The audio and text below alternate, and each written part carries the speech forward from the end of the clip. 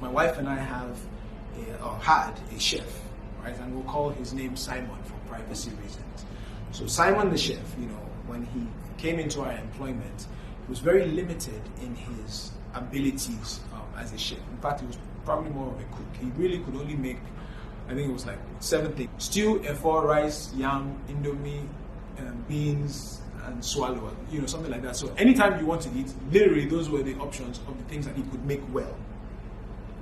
But of course, we liked him. He was a respectful guy. He was a nice guy. He was very polite. It felt like he had, a good heart. And so we said, you know what? It's fine. Just come as you are, and then, I'll begin to teach you. You guys know me. I like to cook. So I started showing Simon, the things that we like to eat. So I taught him how to make pasta and shrimp and, peri-peri grilled chicken, and just, we started increasing his menu by teaching and training him. One day, when he was getting ready to leave, my wife had noticed that sometimes when he leaves, he's a little shifty at the end of his day, and his bag is a little bit bigger than it should be. And so this day when he was leaving, we stopped him and we said, hey, open your bag. And, he opens the bag and we see that, he had essentially gone grocery shopping in our kitchen, and, he had taken, different items and, stocked up his bag, and, he was leaving with it. And the ironic thing about that is, whenever I am going grocery shopping and I take the driver and the chef with me, I give them an allowance. This is aside from their salary. I give them an allowance and I say, hey, when we get into the grocery store, take your card, go and shop. I'll shop for the house, and the 3 of us go grocery shopping. So the point I'm making is that he had no need to take from the house, because he's getting paid a salary. He gets paid tips for transport and all of that, and then he gets, whenever I go grocery shopping, he gets groceries as well. And so I had we had a conversation with him. At the time, I think I yelled, I was very upset, and I said, why would you do this, And he said, he's so sorry, he'll never do it again. So we turned to the chef and said, listen, if you ever need anything, just ask. Don't steal.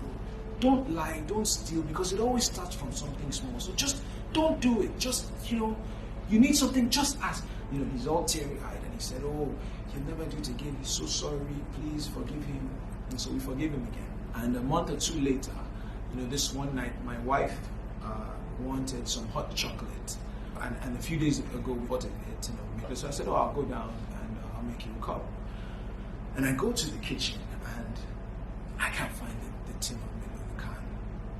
And I looked everywhere, and I said, I know I bought this thing 3 or 4 days ago. There's no reason why it shouldn't be here. So I called the chef, and yes, you guessed it, he had taken it, and a few other things.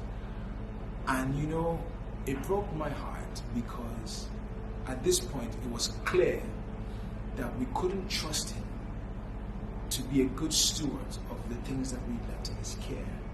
And in essence, he had traded a career for a can of Milo.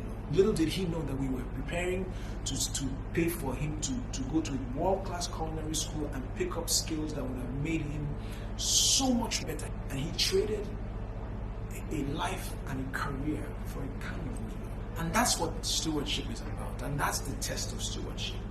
God needs to be able to trust us with where we are before he can let us go where he wants us to go. You want to own your own business? Well, how are you treating your job? You want your dreams to come true? Well, how do you behave when you are in service to somebody else's dream? You want to own your own home? How are you treating the property that you are living in, that you are renting, that belongs to someone else? And serving with the right attitude is what will get you out of the wrong situation. Luke chapter 16 verse 10 to 12 says, and if you have not been faithful in what is another man's, who will give you what is your own? Be faithful with what you have to get what you want.